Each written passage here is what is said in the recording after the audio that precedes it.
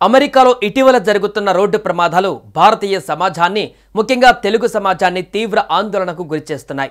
ఉన్నత చదువులు, ఉద్యోగ అవకాశాలు, యాత్రల కోసం అమెరికాకు వెళ్లిన తెలుగు యువత దురదృష్టవశాత్తు రోడ్డు ప్రమాదాలలో ప్రాణాలు కోల్పోతున్న ఘటనలు తల్లిదండ్రులకు, కుటుంబ సభ్యులకు తీరని శోకాన్ని మిగిల్చుతున్నాయి.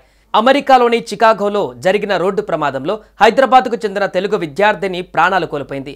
సిద్దిపేట జిల్లా రామరుకల గ్రామానికి చెందిన శ్రీనివాస్ వర్మ, హేమలత దంపతులకు శ్రీజా వర్మ, శ్రేయా వర్మ అనే ఇద్దరు కుమార్తెలు ఉన్నారు. శ్రీనివాస్ వర్మ దంపతులు బతుకు తెరువు కోసం మేడ్చల్ జిల్లా గండిమైసమ్మ చౌరస్తా సమీపంలోని శ్రీకృష్ణానగర్లో నివాసం ఉంటున్నారు. వీరి పెద్ద కుమార్తె శ్రీజా వర్మ ఉన్నత చదువుల కోసం అమెరికా వెళ్ళింది. సోమవారం రాత్రి చికాగోలో తన అపార్ట్మెంట్లో నుంచి బయటకు వచ్చి భోజనం చేసేందుకు కారులో రెస్టారెంట్కు వెళ్ళింది. భోజనం చేసి తిరిగి వస్తుండగా ఆమె వాహనాన్ని ట్రక్కు ఢీకొట్టింది. ఈ ప్రమాదంలో శ్రీజా వర్మ తీవ్రంగా గాయపడి మృతి చెందింది. ప్రమాదం జరిగిన సమయంలో కారులో శ్రీజా వర్మతో పాటు ఆమె స్నేహితురాలు కూడా ఉన్నట్లు సమాచారం. శ్రీనివాస వర్మ చిన్న కుమార్తె శ్రేయా వర్మ సైతం ఎంఎస్ చేసేందుకు 20 రోజుల క్రితమే అమెరికా వెళ్ళింది. కాగా చికాగో పోలీసులు ఈ రోడ్డు ప్రమాద ఘటనపైన దర్యాప్తు జరుపుతున్నారు.